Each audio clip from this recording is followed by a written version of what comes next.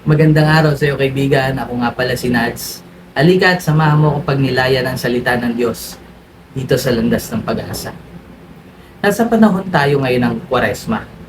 Kaya naman, sa ating mga pagbasa ngayong araw, mapapansin natin na ang paksa ay tungkol sa pag-aayuno. Sa pamamagitan ng pag-aayuno, nais nating mas mapalapit sa Diyos at maramdaman ang kanyang presensya.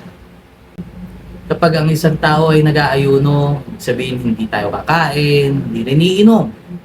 At ito yung mga bagay na mahalaga sa ating pangangatawan upang tayo ay mabuhay.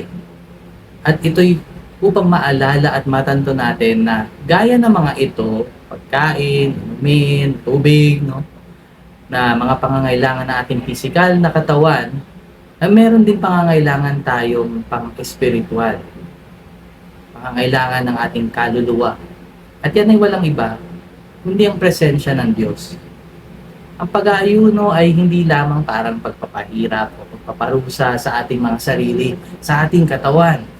Hindi lamang pagpapakita ng disiplina at lakas ng pagpipigil sa sarili, kundi isang spiritual na ehersisyo, spiritual exercise. Kaya nga ang pag-aayuno ay dapat sinasamahan ng pagdarasal ng taimtim. Hindi man tayo nabubusog sa ating sikmura, nabubusog naman ang ating espiritu dahil sa presensya ng Diyos na mas napapatindi sa ating buhay dulot ng pag-aayuno. Mahalaga ang presensya ng Diyos, kaibigan, sa ating buhay.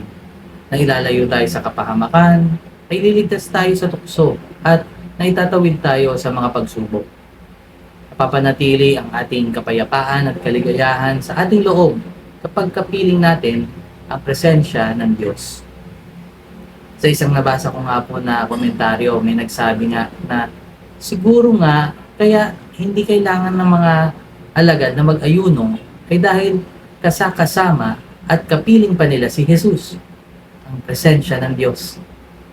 Ngunit sabi nga rin ng Panginoon na darating ang panahon na hindi na nila siya kapiling. At doon sila ay mag-aayuno. Mag-aayuno upang madama muli ang presensya ng Panginoon.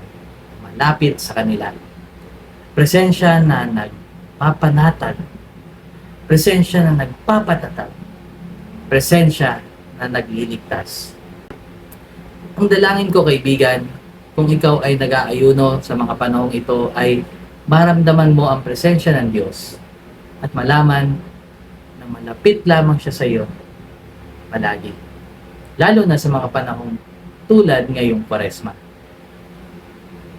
Kaibigan, sana ay na-bless ka ng maikling reflection na ito. At kung ikaw ay na-bless, paki-like at paki-share ang video. Maging boses ng pag-asa sa mas marami pang tao. Ito po si Nads na nagsasabi sa inyo, sa pagninilay sa pagbasa, may makukuha tayong pag-asa. God bless!